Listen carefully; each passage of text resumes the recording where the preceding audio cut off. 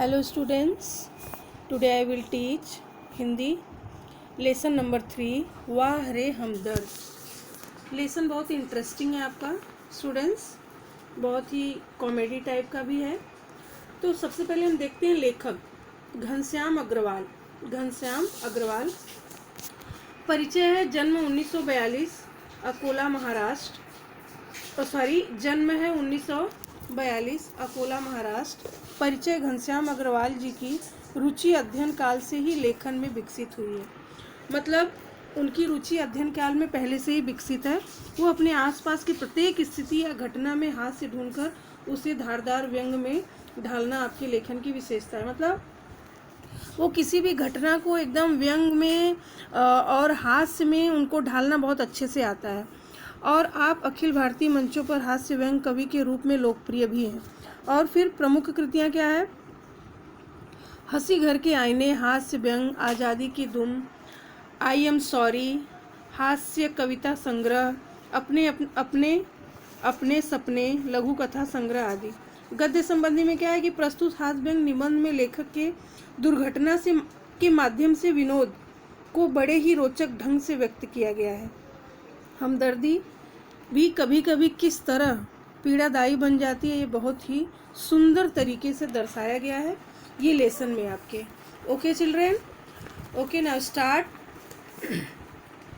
उस दिन जब मैं पूंजीवादी और समाजवादी अर्थव्यवस्था पर भाषण सुनकर आ रहा था तो सामने से एक कार आ रही थी। भाषण के प्रभाव से मेरी साइकिल को अधिक जोश आ गया था। मतलब जो उन्होंने भाषण सुना था उसके प्रभाव से उनको साइकिल चलाने में बहुत जोश आ गया था कि मैं फटाफट साइकिल चलाऊंगा।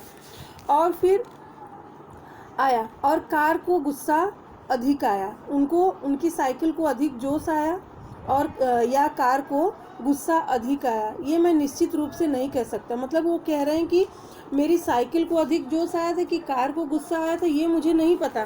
किंतु मेरी साइकिल और वह कार जब करीब आए तो विरोधियों की तरह एक दूसरे से घृणा की नज़रों से देखते हुए आपस में जा भिड़े मतलब टकरा गए, आपस में टकरा गए। मैंने खामखा पूंजीवादी और समाजवाद के झगड़े में टांग अड़ाई थी। मतलब उनका कहने का मतलब मैंने खामखा इन लोगों के बीच में अपनी टांग अड़ाई थी। फलस्वरूप मेरी टांग टूट गई। इसी के कारण शायद मेरी टांग टूट गई। टांग कैसे टूटी? एक्सीडेंट के द्वारा। जब उनकी साइकिल और कार का एक्सीडेंट हुआ तो उनकी टांग टूट गई। किसकी टांग? लेखक की टांग। दुर्घटना के बाद आज भी इंसानियत कायम है। मतलब लेखक कह रहे हैं कि दुर्घटना होने के बाद भी इंसानियत है अभी इस दुनिया में, और यह सिद्ध करने के लिए कुछ लोग मेरी तरफ दौड़े। मतलब कुछ लोग मेरी तरफ दौड़े, जैसे एक्सीडेंट होता है तो कैसे सब लोग भाग के जाते हैं कि क्या हुआ, तो लेखक की तरफ भी बहुत सारे लोग दौड़े। आँख खुली तो मैंने अपने आप को एक बिस्तर पर पाया। किसकी आँख खुली? लेखक की जब आँख खुली तो अपने आप को कहाँ पे पाया? एक बिस्तर पे पाया। और वहाँ पे इर्द गिर्द कुछ परिचित कुछ अपरिचित चेहरे खड़े थे और आँख खुलते ही उनके चेहरों पर उत्सुकता की लहर दौड़। मतलब जब लेखक की आँख खुली तो जो आजू बाजू लोग बैठे थे उनके परिचय के अपरिचय के, तो लहर, मतलब कैसे इंसान जब होश में आता है तो खुश हो जाते हैं ना, परिचित अपरिचित जो भी रहते हैं कि नहीं बंदा होश में आ गया है। और मैंने कहराते हुए पूछा, मैं कहाँ हूँ? मतलब कहराते हुए बहुत दुखी आवाज़ में, कैसे दर्द होता है तो इंसान की आवाज़ चेंज हो जाती है, उसी आवाज़ में उन्होंने पूछा कि मैं कहाँ हूँ। तो फिर जो उनके परिचित लोग थे उन्होंने बोला कि आप सार्वजनिक अस्पताल के प्राइवेट वार्ड में हैं। कहाँ पे हैं? प्राइवेट वार्ड में है। और आपका एक्सीडेंट हो गया था और सिर्फ पैर का फ्रैक्चर हुआ है। उन्होंने बोला कि सिर्फ आपके पैर का फ्रैक्चर हुआ है, घबराने की कोई बात नहीं है। एक चेहरा इतनी तेजी से जवाब देता है, लगता है मेरे होश आने तक वो इसलिए रुका रहा।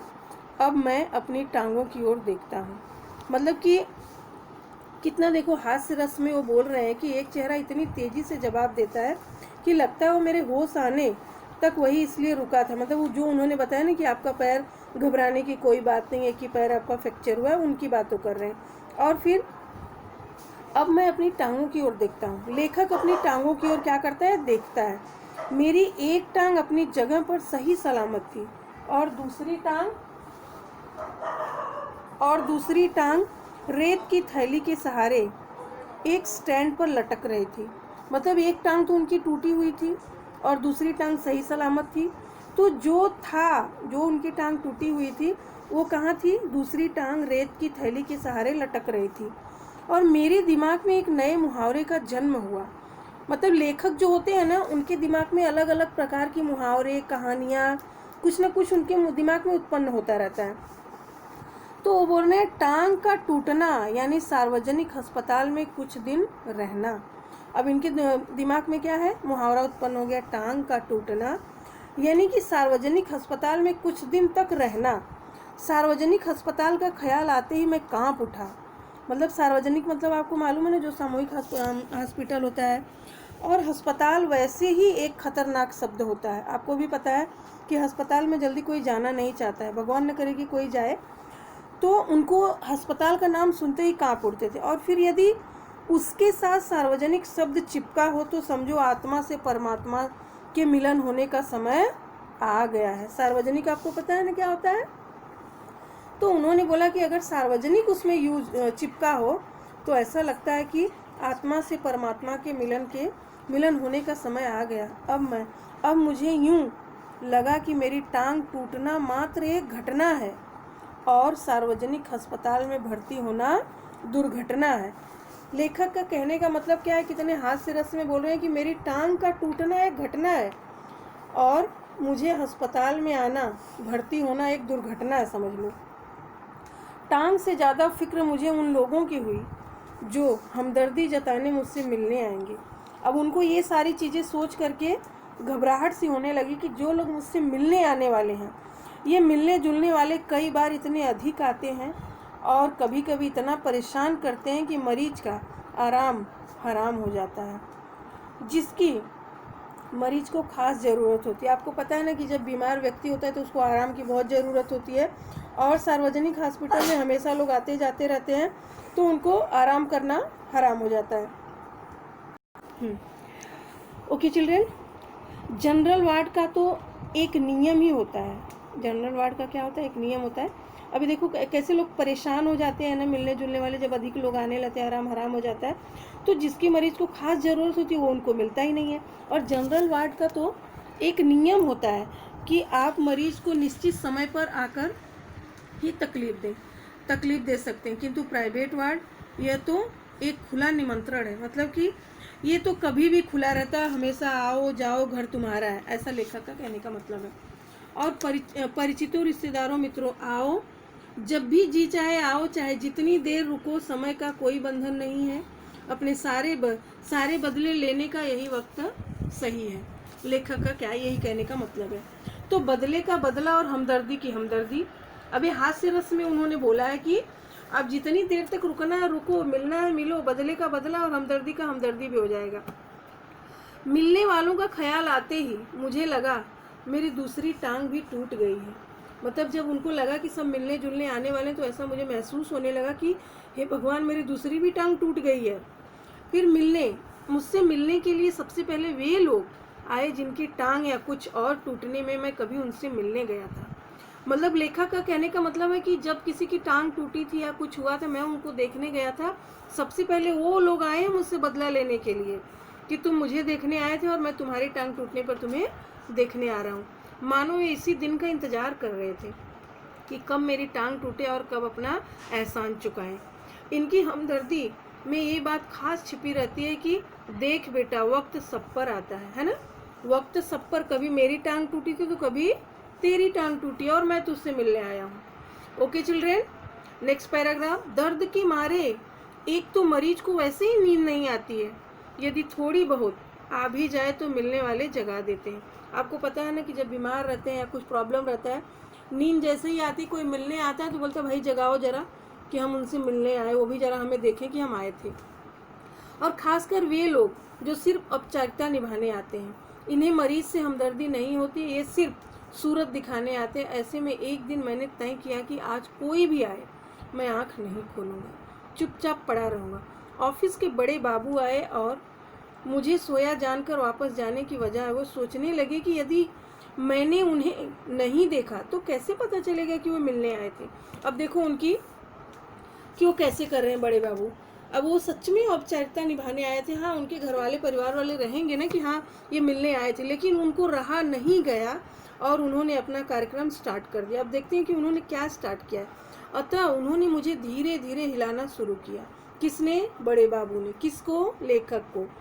और फिर भी आंखें नहीं खुली तो उन्होंने मेरी टांग के टूटे हिस्से को जोर से दबाया। सोचो, ऐसा करना चाहिए? नहीं करना चाहिए, बट उन्होंने किया। मैंने दर्द के मारे कुछ चीखते हुए जब आंख खोली तो वे मुस्कुराते हुए बोले, कहिए अब दर्द कैसा है?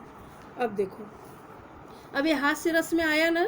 अब उन्होंने जोर से दबाया और टांग को, अगर हम क्लास में होते तो बहुत कॉमेडीज के बारे में हम करते, बहुत इंटरेस्ट आता आप लोग को भी पढ़ने में। तो उन्होंने टांग को भी दबाया और वो भी टूटी टांग को दबा के बोल रहे हैं कि कहिए दर्द कैसा है?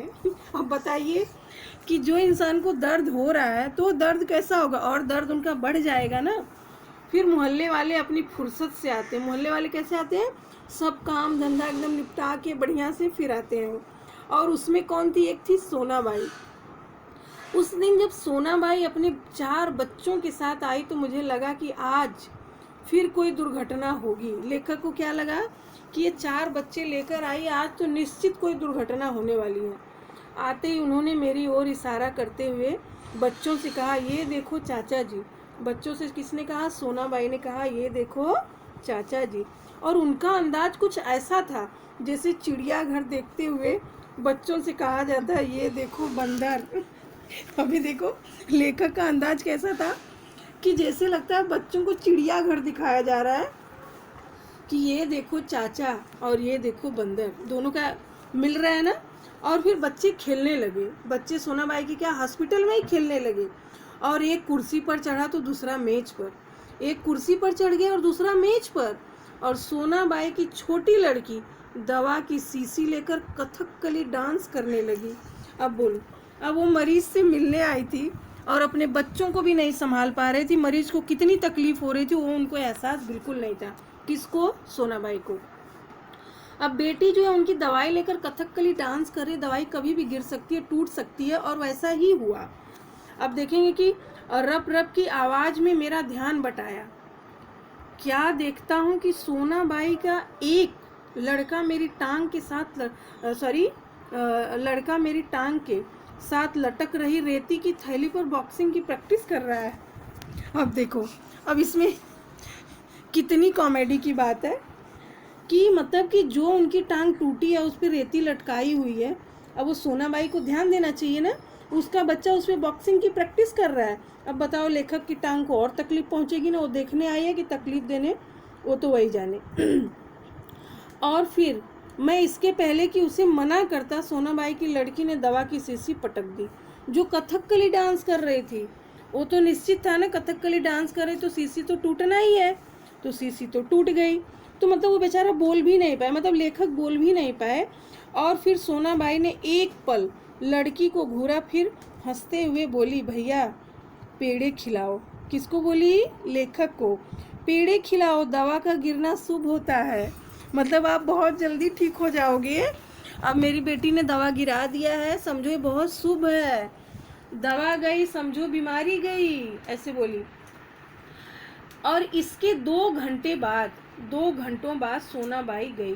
मतलब वो हॉस्पिटल में देखने आई थी, 2 घंटे तक अपने 4 बच्चों के साथ हॉस्पिटल में थी। सोचो कितना बड़ा तहलका मचा होगा वहाँ पे। और यह कहकर कि फिर आऊँगी, मैं भीतर तक कांप गया। मतलब लेखक भीतर तक, अंदर तक, हृदय से कांप गया कि बाप रे, एक दिन तो आई मेरी ऐसी हालत कर दी, अब बोल रही फिर आऊँगी, दूसरी बार तो मुझे लगता है ले ही जाएगी।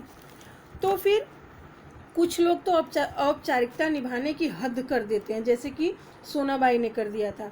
और विशेषकर वे रिश्तेदार जो दूसरे गांव से मिलने आते हैं, जो दूसरे गांव से मिलने